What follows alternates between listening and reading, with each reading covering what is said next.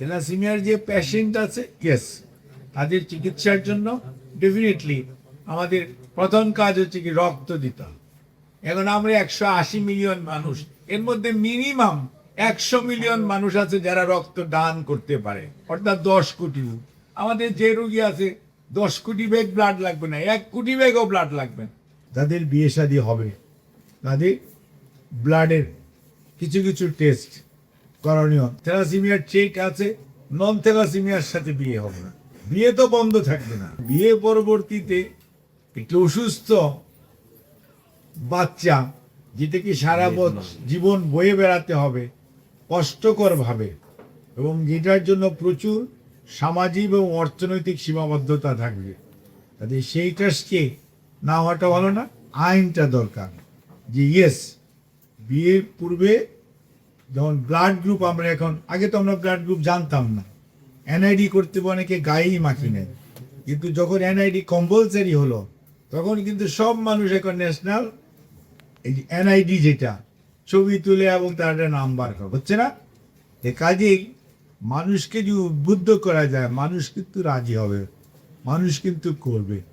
কাজে আমরা যদি এরকম একটি আন্দোলন গড়ে তুলতে পারি যেটার মাধ্যমে যে আপনার ইয়েস, বিয়ের আগে ওই গার্জিয়ানদের অথবা ওই ছেলে মেয়েদের যাদের বিয়ে শাদী হবে তাদের ব্লাডের কিছু কিছু টেস্ট করণীয়। ঠিক আছে, থ্যালাসেমিয়ার চেক আছে, নন থ্যালাসেমিয়ার সাথে বিয়ে হবে না, বিয়ে তো বন্ধ থাকবে না, কাজেই ওইটা কোনো সমস্যা না।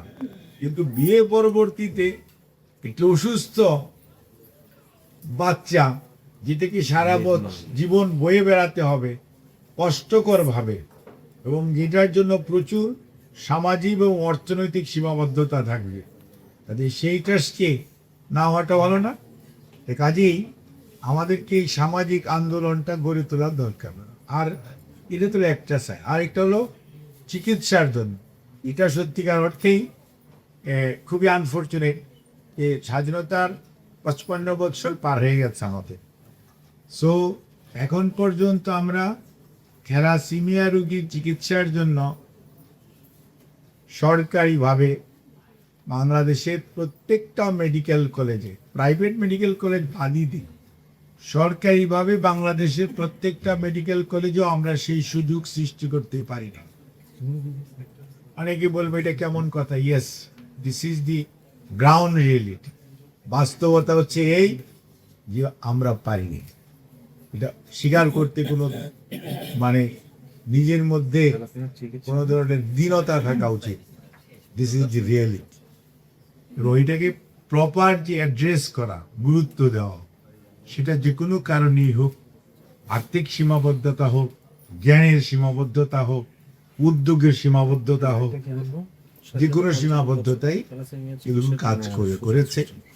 তার জন্যই হয়তো আমরা পারি না, কিন্তু আমরা আপনাদেরকে আশ্বস্ত করতে চাই, আমরা কমিটেড। আমাদের মাননীয় প্রধানমন্ত্রী জনাব তারেক রহমানের নেতৃত্বে বর্তমান সরকার দেশের সকল মানুষের চিকিৎসা সেবা নিশ্চিত করার ব্যাপারে, অর্থাৎ অর্থের অভাবে চিকিৎসা হবে না, এই সিনারিওটা আমরা বাংলাদেশে আমাদের বর্তমান সরকার রাখতে চায়। সেজন্যই আমরা সর্বক্ষেত্রে দেখবেন যে কামিং বাজেট, যেটা ইনশাআল্লাহ জুলাইয়ের 1 তারিখ থেকে শুরু হবে, যে সমাজ যেমন সোশ্যাল সেফটি নেট বলেন, স্বাস্থ্য বলেন, চিকিৎসা এবং শিক্ষা, আর জনগণের পাশে দাঁড়ানো, মানে যেটা আপনারা মানে সোশ্যাল সেফটি নেট মানে অর্থাৎ হত দরিদ্র অথবা নিম্নবিত্ত মানুষের পাশে দাঁড়ানো, তাদের যে পভার্টি লেভেল অর্থাৎ গরিবিটা কীভাবে কমানো যায়, কীভাবে তাদেরকে আরও সমাজের মেইন স্ট্রিমের সাথে, উন্নত জীবন ব্যবস্থার সাথে একসাথে নিয়ে আসা যায়, সেই লক্ষ্যে টোটাল একটা মানবিক বাংলাদেশ যেটা কি বোঝায়। যেমন ডাক্তার বলল, আমি একজন 17 বছরের দৌড় সে এখানে থাকবে, সি উইল কন্টিনিউ। কারণ ওই মেয়েটার, তানিয়া নাম না মেয়েটার, নাকি না, নাইমার সেই হাসি কন্টিনিউ যদি করতে চান, মানে নাইবার হাসি যদি ধরে রাখতে চান, তাহলে কিন্তু আমাদের অনেকেরই অনেক কিছু করতে হবে। এবং কেউ সার্ভিস দিবেন, কেউ জাকাতের টাকা দিবেন, কেউ তার সময় দিবেন, কেউ তার জ্ঞান দিবেন। এই যে টেলিভিশন ক্যামেরা আজকে অনেক আছে, ওনাদেরই উচিত যে থ্যালাসেমিয়া প্রিভেনশনের সবচেয়ে বড় রোল প্লে করতে পারেন মিডিয়া, এই electronic media as well as print media. They are the main মানে স্টেক হোল্ডার, যারা জনগণের সাথে সরাসরি সম্পৃক্ততা সৃষ্টি করতে পারে। সমাজে সচেতনতা প্রোগ্রাম বাড়ানোর জন্য সরকারি উদ্যোগ, পাশাপাশি সাধারণ মানুষের উদ্যোগ এবং মিডিয়ারই উদ্যোগ যদি থাকে, প্রিন্ট মিডিয়া যদি প্রতিদিন তার 4 ইঞ্চি বাই 2 ইঞ্চি একটা কলামের মধ্যে খালি একটু জায়গা দেয়, তাহলে যে থ্যালাসেমিয়া থেকে বাঁচতে হলে আপনি দয়া করে মানে বিবাহ পূর্বে এই টেস্টগুলো আপনাদের করা বাঞ্ছনীয়। তাহলে আপনার একটা রোগ কাস্ট এইভাবেই কিন্তু বিদেশিরা কমিয়েছে, এটা কিন্তু চিকিৎসা দিয়ে কমায় নাই। কাজেই এই জিনিসটা করতে হলে আমাদেরকে কিন্তু এভাবে এগিয়ে যেতে হবে। আর থ্যালাসেমিয়ার যে পেশেন্ট আছে, ইয়েস, তাদের চিকিৎসার জন্য ডেফিনেটলি আমাদের প্রথম কাজ হচ্ছে কি রক্ত দিতে হবে। এখন আমরা 180 মিলিয়ন মানুষ, এর মধ্যে মিনিমাম 100 মিলিয়ন মানুষ আছে যারা রক্ত দান করতে পারে, অর্থাৎ 10 কোটি। আমাদের যে রোগী আছে 10 কোটি ব্যাগ ব্লাড লাগবে না, 1 কোটি ব্যাগও ব্লাড লাগবে না, কিন্তু আমরা ভলান্টারি ডোনেট কতজন করি? আমাদের তো 18 থেকে 60 বছর বয়সের মধ্যে 3 মাস পর পর একজন পুরুষ বা একজন সুস্থ ছেলে বা মেয়ে তার রক্ত ডোনেট করতে পারে। 3 মাস না দেন, আপনি 6 মাস পর পর যদি ডোনেট করেন, ইউ মেক এ প্র্যাকটিস। তার কারণ আপনার তো রক্ত থাকছে না, আফটার 120 ডেজ আপনার হার পিসি চলে যাচ্ছে, আপনি একে ধরে রাখতে পারবেন। মেইন সোর্সটা হচ্ছে ব্লাড। তারপরে ব্লাড বেশি দিলে কি হয়? আয়রন বেড়ে। এখন আয়রনটা কমাতে হবে।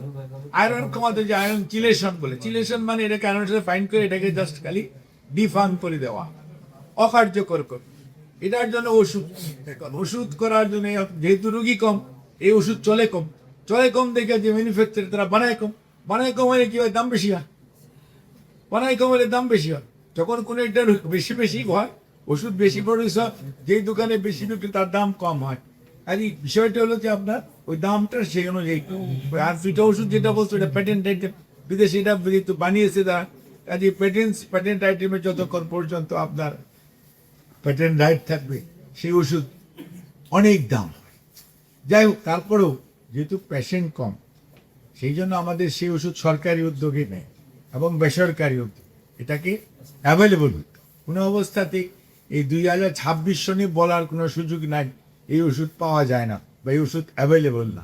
এই ওষুধ অ্যাভেলেবল করতে হবে। ওষুধের পরিমাণটা সেগমেন্টটা কম।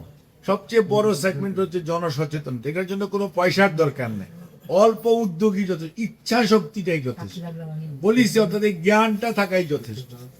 আরেকটা হচ্ছে রক্ত। অ্যাটলিস্ট এই দেশে 5 কোটি মানুষ রক্ত দিতে পারে। 5 কোটি মানুষ যদি ভাগ করে রক্ত দেয়, 50 লক্ষ মানুষ যদি রক্ত দেন আপনারা, তাহলে 3 মাস পর এই রক্ত রাখার জন্য নতুন ব্লাড ব্যাংক অনেক বানাতে হবে। আমাদের তো ব্লাড ব্যাংকে রাখার দরকার নাই, আমাদের ব্লাড ডোনেট হবে, তারপর ট্রান্সফিউশন হবে, ফ্রেশ ব্লাড ট্রান্সফিউশন।